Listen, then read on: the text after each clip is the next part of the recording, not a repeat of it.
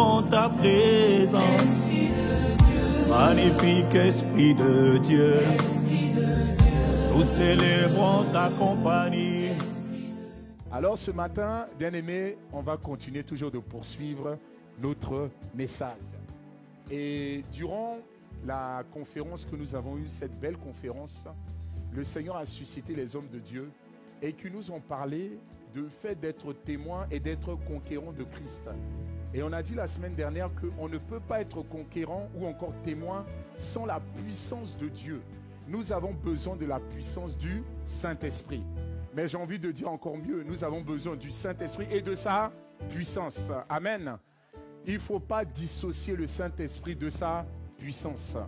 Alors la semaine dernière, nous avons dit qu'il y avait une exigence fondamentale, indispensable. Si nous voulons recevoir la puissance de Dieu, nous devons passer par cette case qu'on appelle la consécration. Dites avec moi la consécration. Et donc nous avons parlé de la consécration. La consécration est fondamentale. Au travers de la consécration, tu permets à Dieu de libérer la puissance sur ta vie. Et on a dit que la consécration, en réalité, c'est simplement d'obéir à Dieu.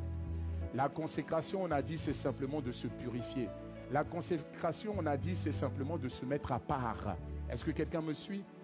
Mon frère, ma soeur, tu dois vivre une vie de consécration. Tu dois te consacrer davantage. Alléluia. Alors ce matin, je ne suis pas venu vous apporter une révélation. Je ne sais pas si quelqu'un me suit. Vous savez, le royaume de Dieu ne consiste pas en paroles. Le problème qu'on a en tant qu'enfant de Dieu, c'est qu'on veut emmener des révélations. Mais les révélations ne changent pas les vies. C'est la puissance de Dieu qui change les vies. Il dit le royaume de Dieu ne consiste pas en paroles, mais en puissance. C'est la puissance de Dieu que nous devons chercher. Parce qu'on peut être là, on peut dire, bon, je vais sortir les dernières choses pour montrer que je connais, je maîtrise la parole de Dieu. Bien aimé, ce n'est pas ça qui est important. Ce qui est important, c'est la puissance de Dieu. La puissance de Dieu doit être manifestée. Chaque enfant de Dieu a besoin de la puissance de Dieu. Alléluia. Et je me souviens à l'époque quand je formais certains au temps de prière, et eux, ils constataient quelque chose. Quelqu'un était venu me voir pour me dire, mais toi, quand tu conduis les temps de prière, tu utilises toujours les mêmes versets. J'ai dit oui, mais toi, le problème, c'est que toi, tu veux créer toujours des nouveaux versets. Vous voyez, parce que tu veux toujours trouver le dernier oui pour montrer que tu sais lire. Bien aimé, ce n'est pas ça qui change les vies. Ce qui change la vie d'un homme et d'une femme, c'est la puissance de Dieu. Quand la puissance de Dieu vient, la puissance brise les joues. La puissance de Dieu te délivre. Donc on peut autant parler, mais ce n'est pas les paroles qui vont changer. C'est la parole accompagnée de la puissance de Dieu. Nous avons besoin de la puissance de Dieu. Donc quand nous sommes là, nous devons toujours dire, Seigneur, nous avons besoin de ta puissance. Plus que parler, vous savez, Jésus, avant que l'Esprit de Dieu vienne, il était sage. Tout le monde disait, waouh, mais il n'a transformé aucune vie. Les gens étaient juste en train de dire, waouh, qu'est-ce qu'il est sage. Mais il n'y avait aucune puissance qui sortait de sa vie. Mais je te vois en cette saison, en cette période, manifester la puissance qui vient de l'Esprit de Dieu. Que quelqu'un me dise un bon Amen. Le titre de ce matin, c'est « Comment être revêtu par le Saint-Esprit et sa puissance pour devenir témoin et conquérant ». Alléluia. Je reprends. Comment être revêtu par le Saint-Esprit et sa puissance pour devenir des témoins et des conquérants. Je redonne encore. Comment être revêtu par le Saint-Esprit et sa puissance pour devenir des témoins et des conquérants. Alors mon frère, ma soeur, ce matin, quelqu'un dirait, mais non, moi je n'ai pas besoin de la puissance. Moi je sais déjà tout sur la puissance. Mais ce matin, je viens te dire, pourquoi la puissance est importante dans la vie d'un enfant de Dieu. La première des choses qu'il est important de comprendre, c'est que Jésus, avant qu'il ne soit revêtu de la puissance du Saint-Esprit, il menait une vie qui était une vie ordinaire. Quelqu'un me suit? Donc tu peux recevoir Jésus-Christ, mais si tu ne manifestes pas la puissance du Saint-Esprit, tu vis une vie ordinaire. Et les vies ne sont pas transformées. Les vies ne sont pas changées. Voilà pourquoi tu as besoin du revêtement qui vient d'en haut. Voilà pourquoi tu as besoin de la puissance du Saint-Esprit. La vie de Jésus a commencé à faire du bien, à transformer les vies. Pourquoi? Parce qu'il a reçu ce qu'on appelle la puissance qui vient d'en haut. Alors, bien-aimés, voilà pourquoi la puissance elle est importante. La puissance de Dieu est importante parce que c'est la puissance qui emmène la renommée. Quelqu'un me suit? J'ai dit, c'est la puissance qui emmène la renommée. La puissance, c'est ce qui permet, lorsque tu arrives dans un territoire, c'est ce qui permet que tu es connu. Quelqu'un me suit? C'est vrai, on a les réseaux sociaux, on aime parler, mais en réalité, la puissance, même sans les réseaux sociaux, ça va emmener les âmes. Alléluia. On n'a plus que jamais besoin de la puissance parce que c'est la puissance qui attire les âmes. La Bible nous dit dans Luc 4, à partir du verset 14. Luc 4, à partir du verset 14, les Écritures disent: Jésus, revêtu de la puissance de l'Esprit, retourna en Galilée et sa renommée se répandit dans tout le pays alentour. Alléluia. Donc ça veut dire quoi? C'est le revêtement de l'Esprit qui a fait qu'on a entendu parler de Jésus-Christ. C'est le revêtement du Saint-Esprit ou encore la puissance du Saint-Esprit qui a fait que la réputation de Jésus s'est répandue dans les territoires. Bien-aimés, on arrive à un moment où que plus que jamais, la réputation de Christ doit être visible dans nos vies afin que les âmes viennent. Alléluia. Bien-aimés, les âmes viendront de partout. Pourquoi? Parce qu'ils entendront ce Jésus qui est vivant, ce Jésus qui guérit, ce Jésus qui délivre. Bien-aimés, c'est la puissance qui emmène les âmes. Je dis bien, c'est la puissance qui emmène les âmes. La Bible nous dit dans Matthieu 4 au verset 24, si le dimanche quelqu'un vient au culte, c'est la puissance de Dieu qui l'a emmené. Non, ce n'est pas le fruit du hasard. On n'est pas venu écouter. Non, on est venu pour voir la puissance de Dieu. Donc la Bible nous dit dans Matthieu 4 au verset 24, regardez ce que la Bible dit. Il dit, sa renommée se répandit dans toute la Syrie. Et on lui emmena tous ceux qui souffraient. Bien-aimé, la puissance de Dieu va emmener tous les hommes, les femmes qui souffrent. Bien-aimés, des hommes et des femmes qui souffrent vont venir en ce lieu. Pourquoi? Parce qu'il y a la puissance de Dieu. La puissance de Dieu est là pour faire quoi? Pour les guérir. La puissance de Dieu est là pourquoi? Pour les transformer. Et donc il dit, tous ceux qui souffraient de quoi? De maladie. Tous ceux qui vont souffrir de maladie vont venir ici, ils vont recevoir leur guérison. Et il dit, tous ceux qui souffraient de quoi? De douleur ou encore de divers genres de douleurs. Ils recevront également leur guérison. On lui a envoyé qui? Des démoniaques. Même les démoniaques vont venir. Des gens bizarres qui vont arriver comme ça. Mais par la puissance de l'Esprit de Dieu, ces personnes vont revenir dans leur bon sens. On va encore emmener qui? Des lunatiques, des personnes étranges qui sont bien aujourd'hui, puis demain, vous voyez, ils sont un peu bizarres. Ils viendront. Mais par la puissance de Dieu, ils vont recevoir leur restauration. On va aussi emmener qui? Des paralytiques, des personnes. Toutes ces personnes vont venir pour recevoir leur guérison. Amen. Est-ce qu'on peut acclamer le Seigneur? Voilà pourquoi il nous faut la puissance. La puissance, la renommée de Jésus est venue. Pourquoi? Parce qu'il faisait le travail de Dieu. Jésus, par la puissance qu'il avait, ce n'était pas pour se faire un grand nom. Ce n'était pas de dire qu'il était un grand prédicateur. Ce n'était pas ça l'objectif. L'objectif, c'était lequel? C'était que les âmes soient guéries. C'est que les âmes soient délivrées. C'est que ceux qui étaient opprimés soient libérés. C'était l'objectif. Pourquoi nous avons besoin de puissance? Une vie sans puissance, c'est une vie religieuse. Une vie sans puissance, c'est une vie religieuse. Ça veut dire que tu viens le dimanche à l'église et tu rentres et tu continues ta semaine. Mais quelque chose doit être différent dans ta vie. Une vie chrétienne sans puissance, c'est une vie de frustration. Pourquoi? Parce que tu subis les choses, tu subis la vie. Mais quelqu'un qui est rempli de puissance ne subit pas la vie, il domine. Et le but de Dieu, c'est que tu puisses dominer, mon frère, ma soeur. Une vie de puissance, c'est une vie qui impacte. C'est-à-dire, c'est une vie qui impacte. Voilà pourquoi il dit, vous serez la lumière du monde et le sel de la terre. Dieu veut que tu impactes dans tous les environnements où il t'envoie. Mais pour cela, tu as besoin de la puissance. La puissance de Dieu aussi en toi te positionne dans une autre catégorie. Tu ne fais plus partie de la catégorie des personnes qui cherchent des miracles, mais tu fais partie de la catégorie de ceux qui font des miracles maintenant. C'est ce que la puissance de Dieu va faire dans ta vie. La puissance de Dieu t'emmène dans une autre catégorie. Je répète, tu ne cherches plus les miracles, mais tu deviens un faiseur de miracles par la puissance de Dieu. Voilà pourquoi nous avons besoin de cette puissance. Alors aujourd'hui, je voudrais vous parler d'une deuxième exigence. Dites avec moi, deuxième exigence. La première, c'est quoi? On a dit c'était la consécration. Celui qui n'était pas là, en tout cas, je vous invite à réécouter qu'est-ce que c'est la consécration. C'est quoi le but de la consécration et ce que ça crée dans la vie d'un enfant de Dieu. Mais aujourd'hui, je voudrais voir avec vous une deuxième exigence. La deuxième exigence s'appelle la soif. Dites avec moi la soif. Oh, est-ce qu'un assoiffé peut dire la soif ce matin? Ne regarde pas ton voisin. Les affaires de Dieu sont entre toi et ton Dieu. Si l'autre à côté de toi, il est là, il est fatigué, c'est parce qu'il lui manque la puissance. Quand tu as la puissance, souvent je dis à certains, quand tu me vois là, tu sais à quelle heure je suis debout, ça fait quasiment depuis 2h30. Est-ce que j'ai l'air fatigué? Toi, tu t'es réveillé à combien de temps? C'est juste une affaire de puissance. Tous les dimanches, c'est quasiment comme ça. On se dit, mais comment il fait? Ça s'appelle la puissance de Dieu. C'est le mystère, c'est le secret. Tu peux faire plein de choses. La seule chose que quelqu'un a besoin, c'est de la puissance. La puissance de quand elle est là, elle t'emmène à faire des choses que toi, de manière naturelle, tu ne peux pas faire. Toi, tu es arrivé à quelle heure? Tu as commencé à prier à 5h. Oh, tu es là. Et là, ils sont là depuis 2 heures. Ils sont là tranquilles, détendus. On est là. Ça s'appelle la puissance de Dieu.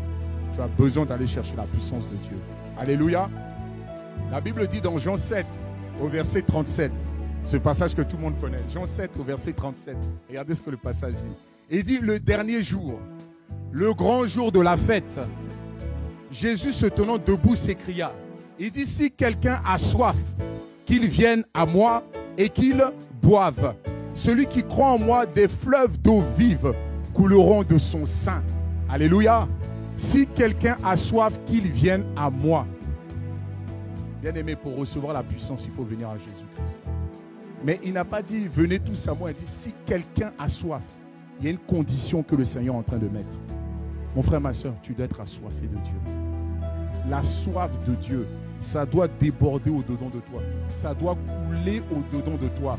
Sans la soif, tu ne verras pas la puissance de Dieu. Tu as besoin de cette soif. Mon frère, ma soeur, la soif, après, c'est entre toi et ton Dieu. C'est entre toi et ton Dieu. Ce n'est pas une affaire de groupe, c'est une affaire de Dieu. Alléluia. Même si tu viens dans une famille, tu es dans une famille, tout le monde n'est pas assoiffé. Toi, tu dois être assoiffé. Parce que toi, tu seras assoiffé, tu feras toute la différence. Il y a des hommes dans les Écritures. On peut aller dans Psaume 63 au verset 2. Mon frère, ma soeur, c'est la soif qui emmène la puissance de Dieu. La soif de Dieu emmène la puissance de Dieu. Donc, dans Psaume 63 au verset 2, la Bible dit, en parlant de l'homme selon le cœur de Dieu, l'homme selon le cœur de Dieu qu'on appelle David. Regardez ce que David faisait. Il disait, ô Dieu, tu es mon Dieu, je te cherche. Mon frère, ma soeur, c'est ce qu'il faut faire quand tu as soif. Il faut chercher Dieu. Tu dis, oh mon Dieu, tu es mon Dieu, je te cherche. David, lui, il était dans l'ancienne alliance. Toi, tu dis, oh mon Père, je te cherche parce que Dieu est ton Père. Quelqu'un me suit? Mais lui, ce n'était pas son Père. Pourquoi? Parce que le sang de Jésus n'avait pas encore coulé pour lui. Mais nous, par l'alliance du sang, tu dis, oh mon Père, je te cherche. Bien-aimé, un bon père entend le cri de ses enfants. Un bon père, quand un enfant a un besoin, il l'entend et il vient. Mon frère, ma soeur, il dit, tout ce que vous demandez avec foi par la prière, vous le recevez. Tout ce que tu demandes avec foi par la prière, tu le reçois. Il dit, demandez et vous recevez. Cherchez et vous trouvez. Ce que tu cherches, c'est ce que tu vas obtenir. Tu n'obtiens jamais ce que tu cherches, ce que tu ne cherches pas. Quelqu'un me suit? Si tu cherches la puissance, c'est ce que tu vas obtenir. C'est très important. Il dit, ô Dieu, je te cherche. Mon âme a soif de toi. Mon corps soupire après toi. Il continue encore. Il dit, dans une terre aride, desséchée sans eau, ainsi je te contemple dans le sanctuaire. Je te contemple dans ta présence. Pour voir quoi? Ta puissance et ta gloire. Mon frère, ma soeur, quand tu cherches Dieu, tu vois sa puissance et sa gloire. C'est à ce moment-là que Dieu va te donner sa puissance. Et pour cela, il faut avoir soif. Et la soif va t'emmener à le chercher. La soif va t'emmener à le désirer. Qui désire Dieu ce matin? Est-ce que tu désires Dieu ce matin? Bien-aimé, je viens te dire ce matin une bonne nouvelle. La puissance de Dieu est disponible pour tout le monde. Elle est disponible. Maintenant, ça dépend. Est-ce que tu as soif? Bien-aimé, ce n'est pas pour une catégorie de personnes, non. La puissance répond à la soif. Si tu as soif, tu reçois la puissance de Dieu. Bien-aimé, quand nous regardons les Écritures, il y avait un homme qu'on appelait Paul, l'apôtre Paul, après Jésus. Quand vous voyez dans les Écritures, il y a un homme qui a manifesté un impact dans sa génération, qu'on appelle l'apôtre Paul. Bien-aimé, c'est un modèle pour chacun d'entre nous. Quand nous voyons comment il a opéré, quand nous voyons comment la puissance de Dieu s'est manifestée dans sa vie, cette même puissance peut aussi se manifester dans ta vie aussi à toi. Tu es né de nouveau, mon frère, ma soeur. Ce n'est pas pour être un pauvre. Tu es né de nouveau, ce n'est pas pour être impuissant. Tu es né de nouveau parce que tu as accès au ciel. Et quand la puissance du ciel est avec toi, mon frère, ma soeur, tu n'es plus un homme ordinaire.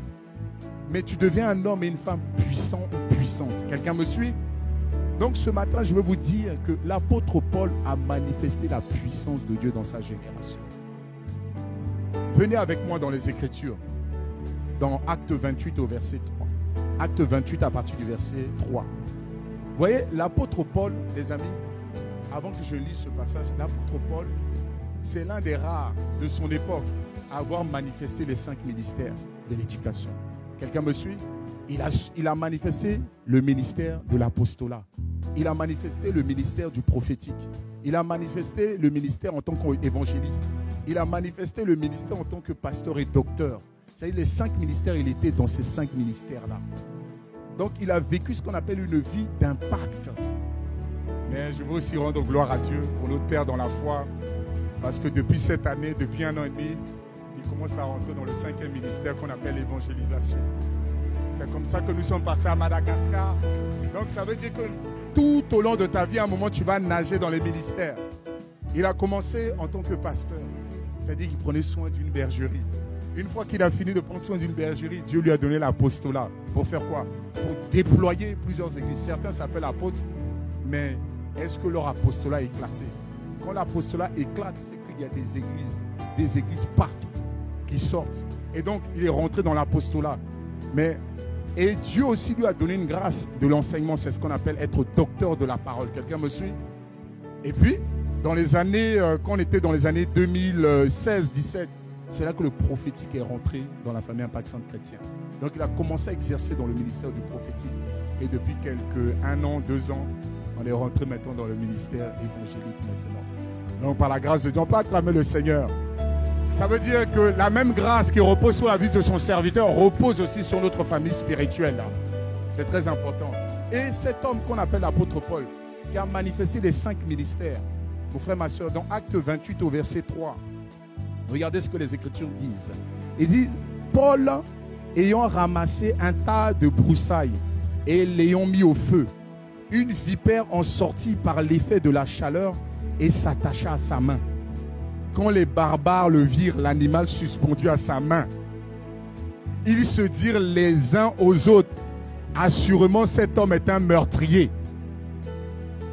Mon frère, ma soeur, quand les gens vous voient dans le malheur, ils sont en train de dire ça lui apprendra. C'est qu'il est mauvais.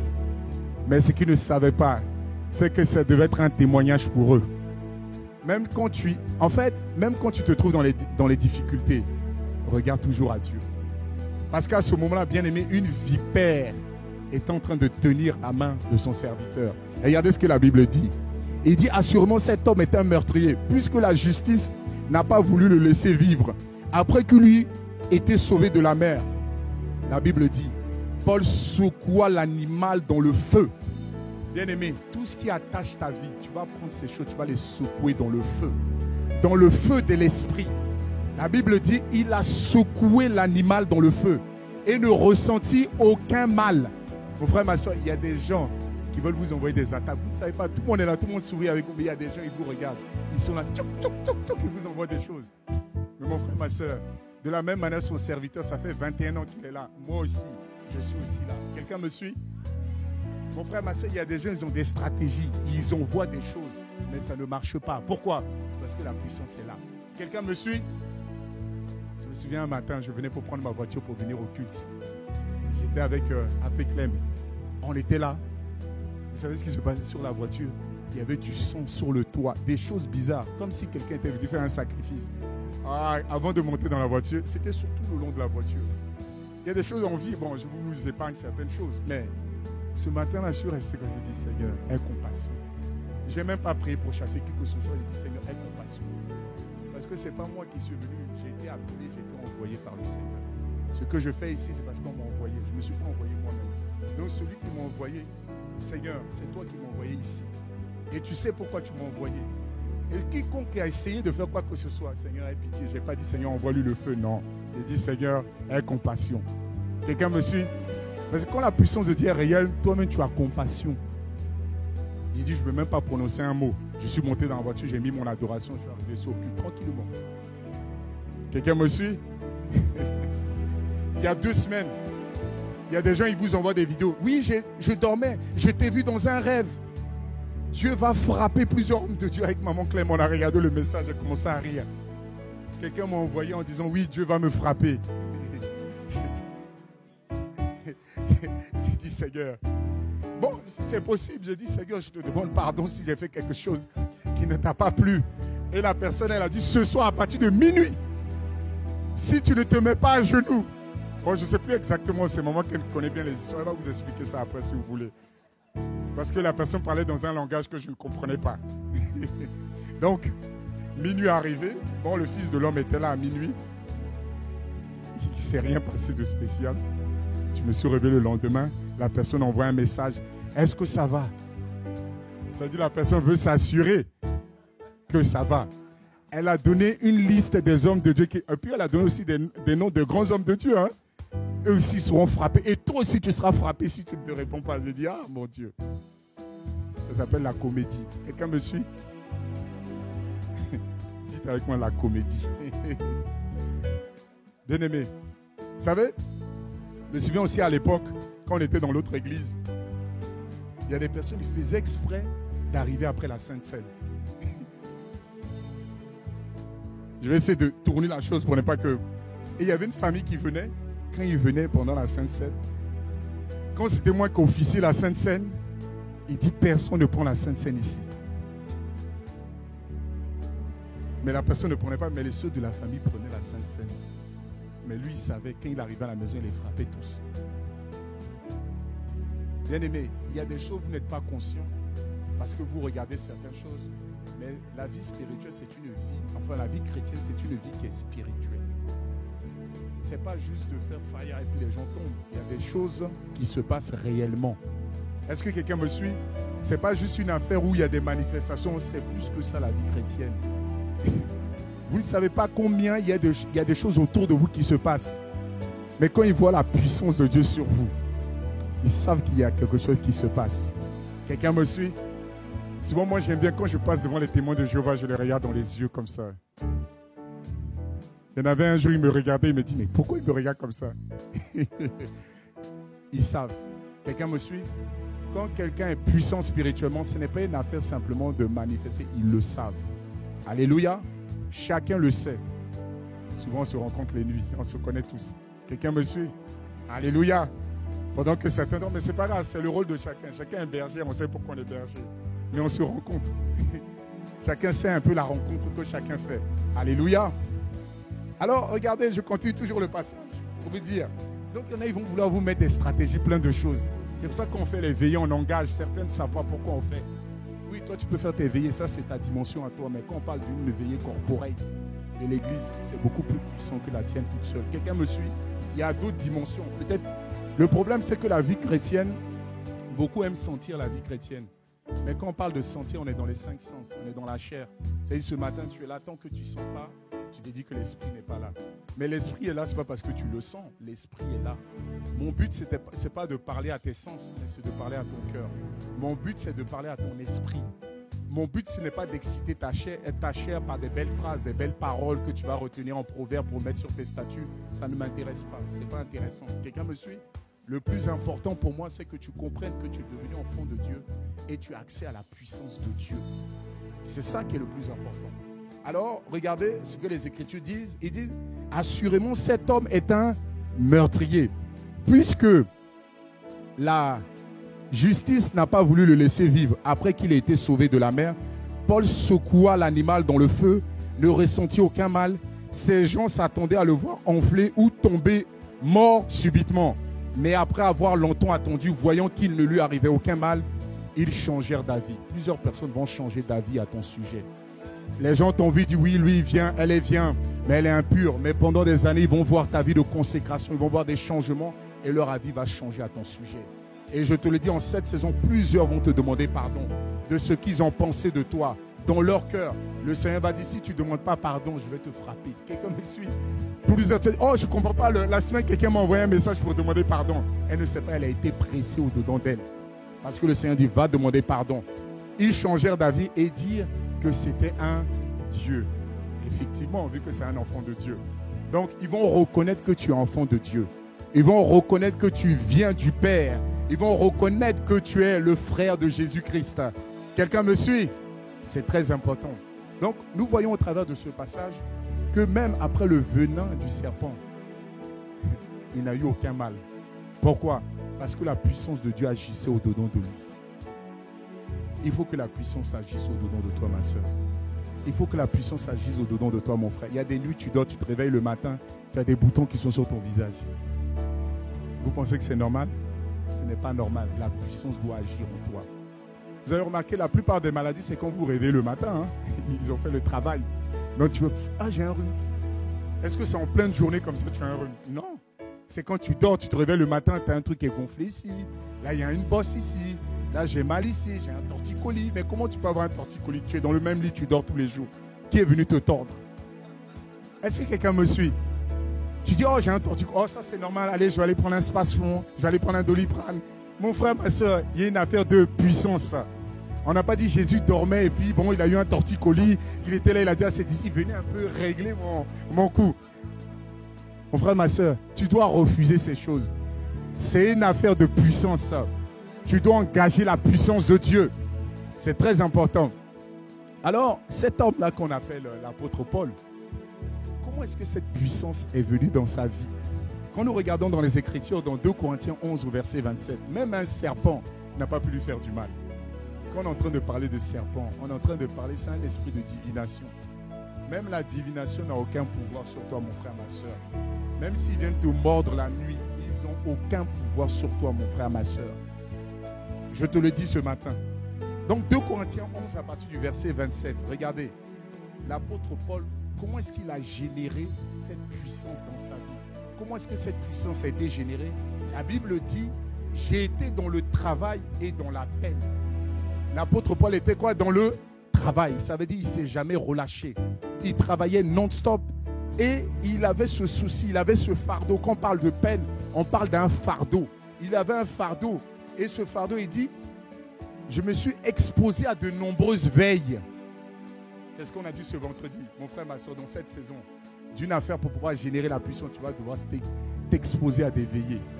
Alléluia. Tu vas t'exposer à des veillées parce qu'il te faut la puissance. Il dit encore, il dit à la faim et à la soif et à des jeûnes multipliés.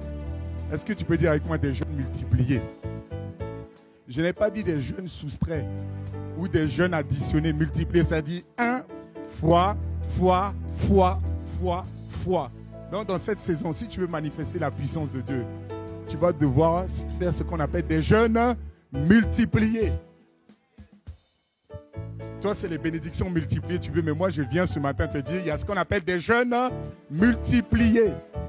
Non, dis à ton voisin, parce que je crois que ton voisin ne veut pas. Dis les jeûnes multipliés. On dirait qu'il n'est pas convaincu, la personne n'est pas convaincue. Tu vas multiplier les jeûnes. On va dire, mais ils sont devenus fous. Tu vas multiplier les jeûnes, mon frère, ma soeur. Alors, ce matin, alors qu'on arrive, mon Dieu, le temps vraiment. Ce matin, je voudrais, alors que nous parlons de la soif, l'une des manières de manifester la soif, c'est en cherchant Dieu au travers du jeûne. Quelqu'un me suit? Alors, quand je parle du jeûne, je parle bien du jeûne associé à la prière, mais je veux juste vraiment m'arrêter sur le jeûne parce que le jeûne sans prière, ça s'appelle la grève de la faim. Le jeûne sans prière, ça s'appelle un régime. Quelqu'un me suit? Mais le jeûne associé à la prière, c'est le jeûne que Dieu attend de toi.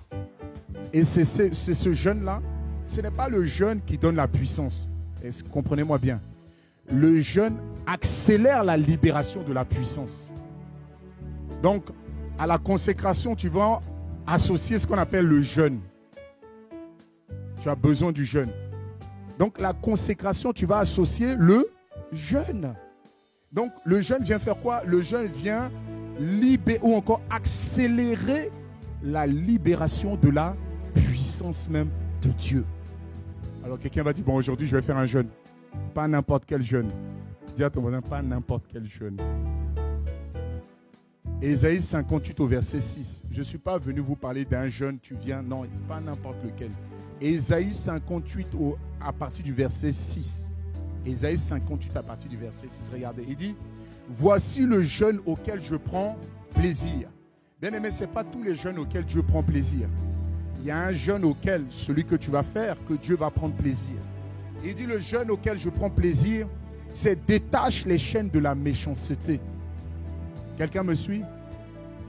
Le jeûne véritable qui plaît à Dieu, c'est qu'effectivement tu te prives, mais tu manifestes la bonté autour de toi, pas la méchanceté. Deuxième chose, c'est que tu quittes tout lien de la servitude. Ça veut dire que tu es asservi au péché. Ça veut dire que tu demandes au Seigneur qui te donne la capacité de marcher en nouveauté de vie. Tu ne restes pas au même stade. Tu rentres dans cette catégorie qu'on appelle la séparation. Tu changes tes habitudes. Quelqu'un me suit? Tu renvoies libre les opprimés.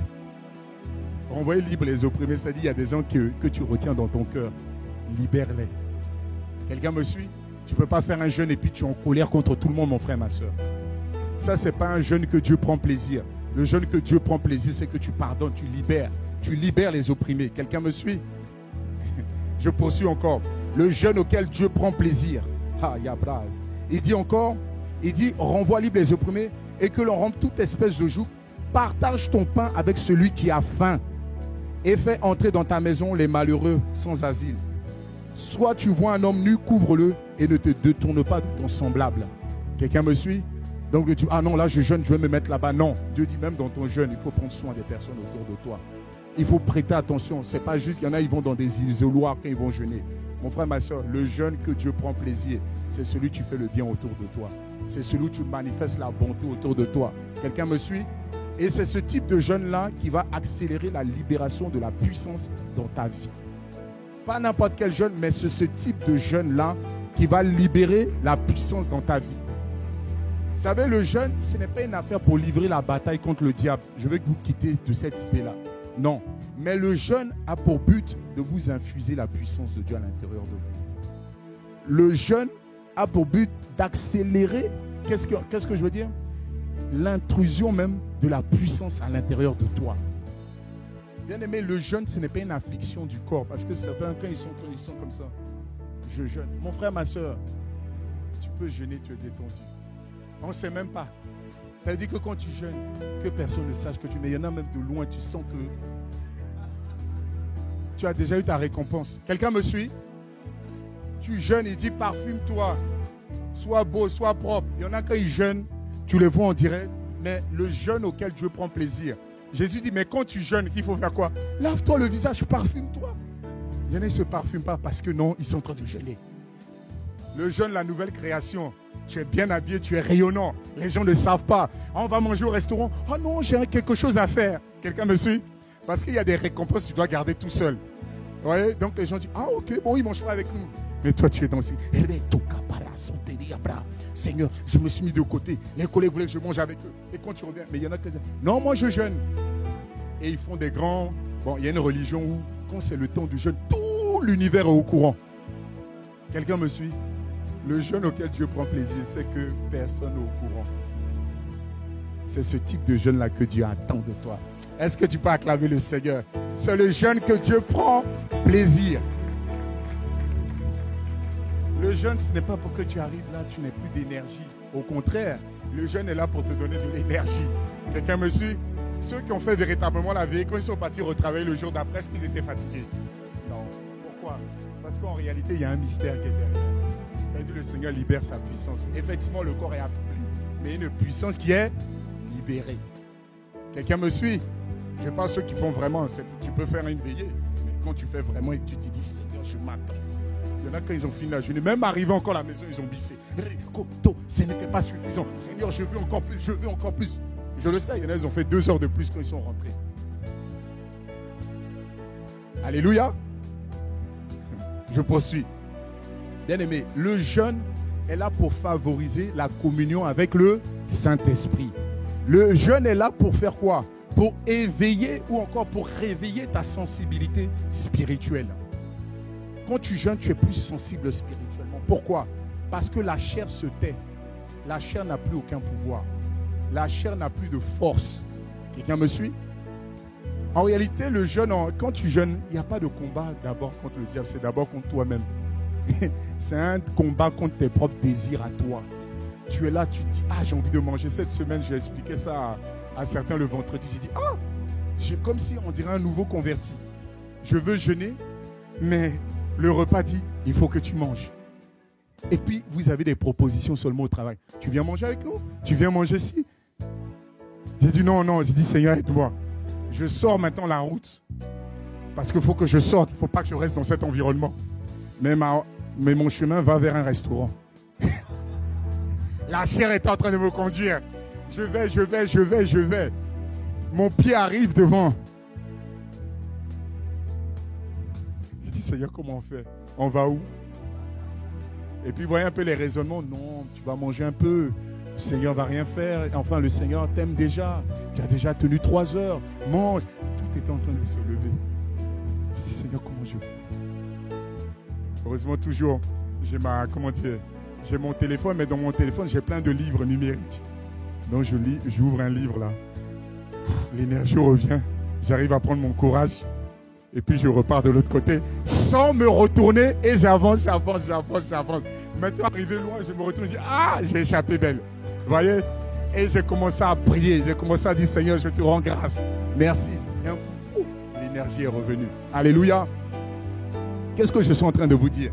C'est que le jeûne dans ta vie, mon frère, ma soeur, va favoriser la communion avec l'Esprit de Dieu. L'Esprit veut te rencontrer, ma soeur. Il veut te rencontrer. Au-delà de te donner sa puissance, il veut te donner d'abord sa présence. Et c'est dans sa présence qu'il te donne sa puissance. Dans sa présence, il te donne sa puissance. Regardez, venez avec moi dans Matthieu 6 au verset 17. Matthieu 6 au verset 17. Regardez. Il dit, mais quand tu jeûnes, il faut venir l'air, on dirait que tu es en train de jeûner. Il dit, parfume ta tête et lave ton visage. Afin de ne pas montrer aux hommes que tu jeûnes. Mais ton Père qui est dans le lieu secret et ton Père qui voit dans le secret te le rendra. Bien-aimé, regardez ce que Jésus dit. Il dit, mais quand tu jeûnes, il n'a pas dit si tu jeûnes. Si on mettait si, c'est comme si le jeûne était une option. Le jeûne n'est pas une option. Le jeûne, c'est une pratique qui doit être régulière dans ta vie, mon frère, ma soeur. Ça doit être quelque chose que tu dois vivre régulièrement. Vous savez, quand vous regardez dans les Écritures, il y avait des gens qui étaient choqués par les disciples de Jésus parce qu'ils ont constaté que les disciples de Jésus ne jeûnaient pas. Bon, ça c'était dans les Écritures, mais même encore aujourd'hui, les disciples de Jésus ne jeûnent pas. Mais il y a des gens qui étaient choqués. Ils ont dit, mais attends, nous, non, on ne comprend pas. Venez avec moi dans Matthieu 9 au verset 14. Matthieu 9 au verset 14, regardez. Matthieu 9 au verset 14.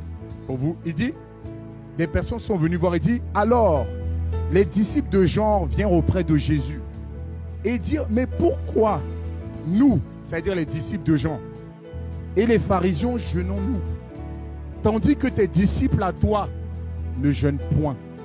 La question t'est posée ce matin. Il dit, pourquoi toi, tes disciples à toi ne jeûnent pas, alors que les autres disciples dans les autres religions font des jeûnes de 40 jours, de 30 jours. Mais pourquoi les disciples de Jésus-Christ, eux, ne jeûnent pas?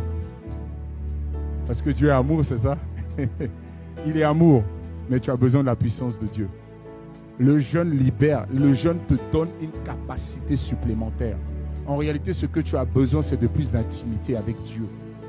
Regardez la réponse de Jésus. Parce que c'est celle-là qui est importante. Il dit, Jésus leur répondit. Il dit, les amis de l'époux peuvent-ils s'affliger pendant que l'époux est avec eux? Il dit, les jours viendront. Dites avec moi, les jours viendront. Où l'époux sera enlevé. Répétez après moi. Et alors, ils jeûneront. L'époux était enlevé ou pas? Alors, ils jeûneront. Donc, Jésus était en train de dire que le jeûne n'était pas une option. Parce que les gens étaient venus, ils étaient choqués. Mais dans ce passage, le passage ne disait pas que Jésus ne jeûnait pas. On a dit, pourquoi tes disciples ne jeûnent pas? Mais Jésus jeûnait, les amis. Parce que s'ils viennent le voir, ils ont dit, mais pourquoi toi et tes disciples, vous ne jeûnez pas? Mais il dit, non, pourquoi toi, tes disciples? Alors que toi, quand on te voit, on voit que toi, tu jeûnes. Mais tes disciples, eux, ne jeûnent pas. Mais les jours viennent où tu dois jeûner, mon frère, ma soeur. Et dans cette dimension, tu veux recevoir la puissance, tu dois associer à la vie de consécration, de prière, le jeûne. Est-ce que tu peux acclamer le Seigneur ce matin? Alors, pour finir ce matin, mon but à moi, je ne viens pas vous parler d'un évangile bonbon où tu ne fais rien et Dieu t'aime et que tout va aller. Je ne suis pas dans ça. Mon but à moi, c'est que dans le monde spirituel, il y a des choses que tu dois engager. Si tu n'engages pas, tu ne vas pas recevoir. Il est bien vrai que tu as le Christ, mais tu as besoin de plus que ça. Viens à Jésus, il va t'aimer, tout va aller, tu vas trouver du travail. On n'est pas là pour ça, mon frère, ma soeur. On a trop fait ça aux gens et les gens, quand ils viennent, ils ne trouvent pas le travail. Bon, ben, tu vas aller là-bas où on propose du travail. Viens à Jésus, tous tes problèmes seront réglés. Mon frère, ma soeur, pour que tes problèmes soient réglés, d'abord, Jésus veut d'abord te sauver, toi. D'abord, Jésus veut d'abord te restaurer. Parce que toi, tu es plus important que tes problèmes. Toi, tu es plus important que ta situation. Parce que même si tes problèmes, même si ta situation est résolue, que toi, tu n'as pas changé, bien aimé, c'est un désastre. À quoi ça sert de gagner le monde si c'est pour perdre ton âme? La première chose qui intéresse Dieu, c'est d'abord ton âme. Au travers du jeûne, mon frère, ma soeur, tu es en train de restaurer ta vie. Tu es en train de retirer, tu es en train d'enlever ce qui ne glorifie pas le nom de Dieu dans ta vie. Alors pour finir, mon frère, ma soeur, je voudrais finir avec ça en vous parlant du jeûne. Parce que là, dans les semaines qui viennent, la semaine prochaine, on va jeûner. J'ai dit on va jeûner. Mais ce n'est pas pour tout le monde, hein. J'ai dit bien ceux qui veulent jeûner. Parce que le jeûne n'est pas obligatoire. Quelqu'un me suit? Mais ceux qui ont soif de la puissance de Dieu, ils vont jeûner pour chercher le Saint-Esprit et sa puissance. Pas la puissance, non. D'abord le Saint-Esprit et sa puissance. Pourquoi? Parce que nous voulons être des témoins et des conquérants. Et c'est là où nous sommes. Nous ne pouvons pas être des témoins des conquérants sans puissance. C'est impossible, mon frère, ma soeur. Tu as besoin de ça. Il y a des choses, tu es là, tu vas parler de Jésus aux gens. Les gens, ils ne te calculent même pas. Quelqu'un me suit? C'est parce qu'il manque la puissance. Quand la puissance, eux-mêmes, ils arrivent tout seuls. Ils disent, on a besoin de conseils, on a besoin de ci, on a besoin de ça. Et à ton voisin, tu lui parles de Jésus tout le temps. Parce qu'il manque la puissance. Est-ce que tu es allé dans le lieu secret? Seigneur, revêt-moi de ta puissance. Père, revêt-moi de ta puissance pour gagner ces âmes à toi.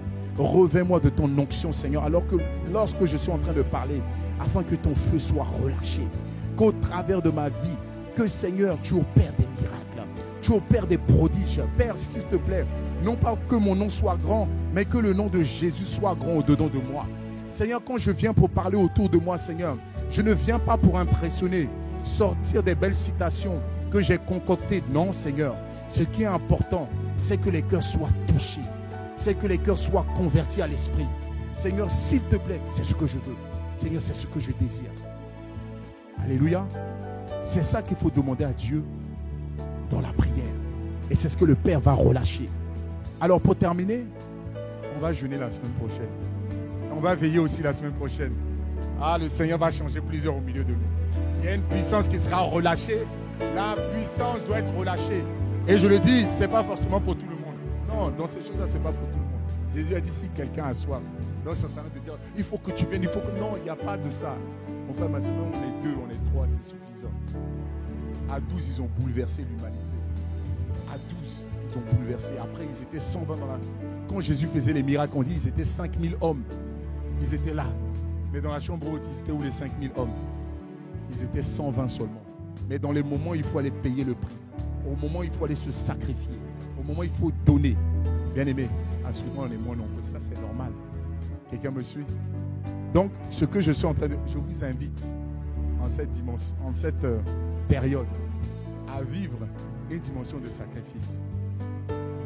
Tu vas vraiment porter ta croix dans les temps qui viennent. Qui veut porter sa croix? Jésus a dit, vous allez porter votre croix.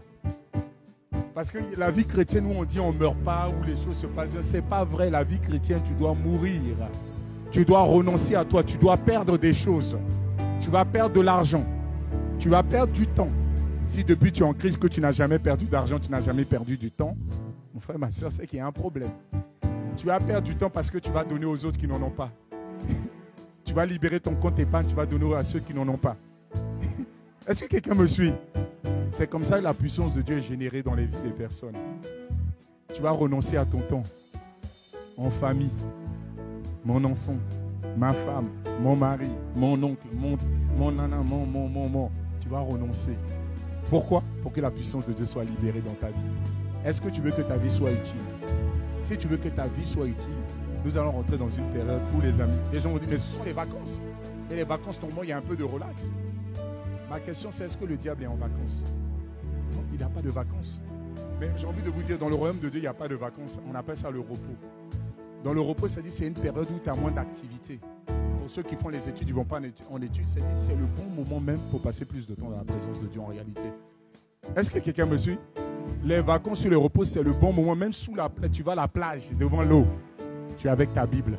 C'est là où tu passes des véritables moments avec Dieu. Pourquoi? Parce que tu ne te réveilles pas le matin, tu es obligé d'aller au travail. Oh Seigneur, je dois aller au travail. Tu pries 10 minutes. Là, pendant les vacances, ou encore le repos, je préfère ce mot-là, tu as le temps dans la présence de Dieu. Tu arrives, tu peux mettre ta mélodie pendant 2 heures. Après 2 heures, tu médites. Après la méditation, tu pries. Tu peux tout faire dans la présence de Dieu. En réalité, cette saison dans laquelle nous sommes, ce n'est pas une saison de relâche, non, mais c'est une saison d'attachement. C'est une saison où tu t'approches de Dieu véritablement. Alors, rapidement pour finir mon frère, ma soeur, je voudrais vous parler de 3 types de jeûnes et finir très rapidement. Le premier type de jeûne, c'est le jeûne qu'on appelle le jeûne qui est normal. Le jeûne normal, c'est le jeûne où tu l'associes avec de l'eau. Tu peux jeûner avec de l'eau, mon frère, ma soeur. Quelqu'un me suit? C'est-à-dire que tu te prives simplement des aliments, de ton McDo, de ton Quick, de ton KFC, de ton Burger King, des soupes, de toutes sortes de choses. Quelqu'un me suit? Mais tu décides de prendre de l'eau et de te mettre à côté avec le Seigneur. Au lieu de passer le temps à faire à manger ou à manger, en fait, tu te mets dans un moment, tu te mets dans un endroit et tu es en train de communier avec Dieu. Ça, c'est le jeûne normal. C'est ce jeûne-là que Jésus a fait pendant 40 jours. Ça peut partir de 1 à 40 jours. Parce que la Bible dit dans Matthieu 4 au verset 2, le jeûne de Jésus, il a mangé. Hein? Quelqu'un me suit? Enfin, je veux dire, il a bu, pardonnez-moi. Dans ce jeûne, il a bu. Quelqu'un me suit? Parce que la Bible dit, après avoir jeûné dans Matthieu 4 au verset 2, la Bible dit, il eut faim. Est-ce qu'on a dit qu'il eut soif? Non, s'il eut faim, c'est que quoi? C'est qu'il a bu. Quelqu'un me suit? Donc, il a fini son jeûne, c'est que forcément, il a bu pendant son jeûne. Mais s'il eut faim, c'est qu'il n'avait pas mangé. Donc, le jeûne que Jésus a fait pendant 40 jours, 40 nuits, c'était un jeûne où il s'est privé des aliments. Alléluia. Ça, c'est le premier jeûne qui est normal. Et ce jeûne-là, tu peux l'associer avec des liquides. Certains peuvent prendre du café, prendre des boissons chaudes, peu importe. Mais tu te prives des aliments simplement. Voilà. Ça, c'est le premier type de jeûne. Deuxième type de jeûne, c'est le jeûne qui est total. Ça veut dire que c'est un jeûne où tu te prives du manger et du boire. Je viens vous dire, ce n'est pas le type de jeûne que vous allez choisir qui va libérer plus de puissance. Ce n'est pas ça que je suis en train de dire. C'est ce que le Seigneur va vous mettre à cœur. C'est pour ça que je vous donne. Parce qu'il y en a, ils veulent tout de suite passer au... Non, mon frère, ma soeur. Je vous dis que le jeûne vient pour accélérer la manifestation de la puissance. Mais si tu n'es pas consacré, tu peux faire 40 jours, 48, il n'y a rien. Quelqu'un me suit? Donc, en réalité, qu'est-ce que je suis en train de vous dire? C'est que le jeûne, tu l'associes à la consécration, à la vie de prière. Donc, ne pas manger, ne pas boire, ça, c'est le type de jeûne qu'Esther a fait. Que certains appellent le jeûne d'Esther ou encore le jeûne de Moïse. Il a fait pendant 40 jours et pendant 40 nuits, il n'a ni mangé, il n'a ni bu dans sa présence. Mais ça, c'est une capacité surnaturelle. Parce que même le Christ, il a quand même bu de l'eau. Quelqu'un me suit? Donc, si le Seigneur ne t'a pas emmené, ce n'est pas une affaire, tu te donnes des objectifs, mais je viens vous donner des modèles pour ne pas que vous restez juste dans un seul canevas. Il y en a plusieurs. Alléluia. Et puis le dernier type de jeûne, et je finis par ça, c'est un jeûne qui est partiel. Dites avec moi, jeûne partiel. Donc, c'est un jeûne où tu vas te restreindre. Tu vas manger, mais tu vas manger que des fruits, des légumes. C'est un jeûne où tu vas boire que des soupes. Tu ne manges rien d'autre. Donc ça, je crois que certains ils vont aimer ça. Mais mon ami, ce n'est pas léger. Hein? C'est ça que je veux vous dire. Il ne faut pas, je viens vous dire, le jeûne, c'est ce qui plaît à Dieu. Parce que certains vont dire, non, mon jeûne est trop léger, je vais aller faire celui de Moïse. Mon frère, ma soeur, fais ce que Dieu te convient. Mais je viens vous donner les modèles. C'est important. Parce que dans la Bible, on voit ces types de jeûnes ont eu des résultats.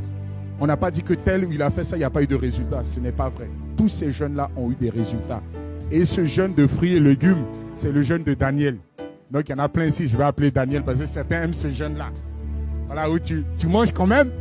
Tu as les fruits, tu as les légumes, mais au moins le corps mange quelque chose. Mais au moins, tu te prives de ce que tu aimes comme repas. Il n'y a pas de viande. Quelqu'un me suit? Mais il y a aussi ce type de jeûne où tu vas t'abstenir de certaines habitudes, les habitudes que tu as. Il y a aussi ce type de jeûne où tu vas t'abstenir de quoi? De regarder la télévision, d'aller sur les réseaux sociaux. Ça aussi, c'est un jeûne. Quelqu'un me suit? Il y en a, ils ont besoin de ce jeûne-là. Les jeûnes où tu arrêtes les notifications. Est-ce que quelqu'un me suit? Les jeûnes où tu arrêtes les notifications, où tu arrives, tu as envie de prier, et tu vois une notification. Ah, tel m'appelle. Mon frère, ma soeur, il faut fermer le téléphone. Fini, quand tu as fini de passer ton temps dans la présence de Dieu, maintenant, qu'est-ce que tu fais? Tu peux maintenant lire tes notifications. Hier, j'étais en train de révéler quelque chose avec 2 personnes avec qui je faisais la route. Je leur disais que il y a des choses où les gens ont du mal à prier. Ils ont du mal à passer du temps dans la présence de Dieu. Vous savez pourquoi? Parce qu'ils le font eux-mêmes de leur propre force. Je m'explique. Vous allez comprendre une chose. Celui qui pousse à prier, ce n'est pas vous, c'est l'Esprit de Dieu. Il y a des choses où toi, tu te donnes des objectifs. Moi, je vais prier. Mon frère, ma soeur, quand tu as fini de faire ça, tu n'as rien fait. Mais il y a des moments où tu vas dormir les 23 heures. Tu te réveilles, il est minuit. Oh, pourquoi je suis réveillé? Mon frère, ma soeur, si tu es réveillé à minuit et tu es en pleine forme, parce que Dieu t'attend. Ce sont ces types de prières-là qui ont un fort impact. Ce n'est pas ceux où toi, tu as décidé, toi, de dire, bon, je vais me réveiller à 4 heures, je vais faire ceci. Mais il y a des moments où Dieu, lui, t'appelle. Quand lui, t'appelle, c'est là, mon frère, ma soeur, que tu tiens dans la durée. Il y a des rendez-vous que Dieu te donne chaque soir. Il y a des rendez-vous il y a des moments où tu as envie de rentrer à la maison, tu as le désir de méditer. Quelqu'un me suit, hein? Tu dis, quand je vais rentrer, je vais méditer, tout ça. Dès que tu arrives, tu converses avec quelqu'un, l'envie de méditer a totalement disparu. Quelqu'un me suit? Il y a des envies que tu avais parce que tu as lu quelque chose, c'est parti. Vous savez, ça va revenir dans combien de temps? Peut-être dans 4 mois. Et donc, chaque matin, tu vas te réveiller, tu essaies de prier. Quand tu es dans une dynamique, quand tu arrives à te réveiller à prier, reste dedans. C'est que l'Esprit est en train de mettre une impulsion dans ta vie. Il ne faut pas arrêter l'impulsion du Saint-Esprit à l'intérieur de toi. C'est pour ça que la Bible dit, n'attristez pas le Saint-Esprit. Quand le Saint-Esprit sent qu'il est honoré, quand le Saint-Esprit sent qu'il est considéré, quand le Saint-Esprit voit que tu prêtes attention à ce qu'il est en train de faire, c'est lui qui va te piloter. C'est lui qui va te conduire. Tu vas être en train de dormir, même à minuit, tu vas te réveiller à minuit 30. Tu te dis, mais je comprends, je n'arrive pas à dormir. Ça, c'est l'Esprit qui vient prendre le relais maintenant. Et c'est ça que je suis en train de dire. C'est vrai, on se donne beaucoup d'objectifs, mais il y a ce qu'on appelle, et dit, quand vous ne savez pas comment prier, le Saint-Esprit vient pour vous aider. L'aide de l'Esprit va venir. Mais mon frère, ma soeur, tu ne dois pas te relâcher. Il y a certains qui sont dans des dynamiques. Ne relâche pas ta dynamique. Continue toujours. Continue dans cette dynamique. Est-ce qu'on peut acclamer le Seigneur? Nous célébrons ta présence. Magnifique Esprit de Dieu. Nous célébrons ta compagnie.